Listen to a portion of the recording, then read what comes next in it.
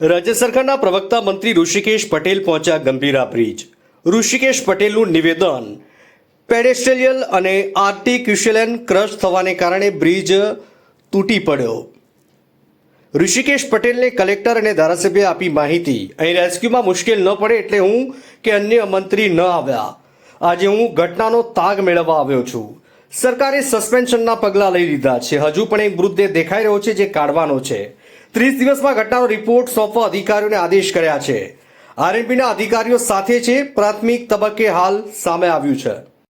પ્રકારની કાર્યવાહી થશે અધિકારીઓના વિરુદ્ધમાં? અરે ભાઈ, જે મેં કહ્યું કે પ્રાથમિક દ્રષ્ટિએ જ્યાં બેદરકારી લાગે છે, સસ્પેન્શન કર્યું છે, એની ખાતાકીય કાર્યવાહી પણ થશે અને સાથે સાથે એમાં જે બેદરકારી અથવા તો જે પ્રકારના પગલાં લેવા જોઈતા હતા એ નથી લેવાયા, તો એના અંદર જે પણ કોઈ પ્રકારની કામગીરી કરવાની થશે સરકાર ચોક્કસ કરશે. Thank you.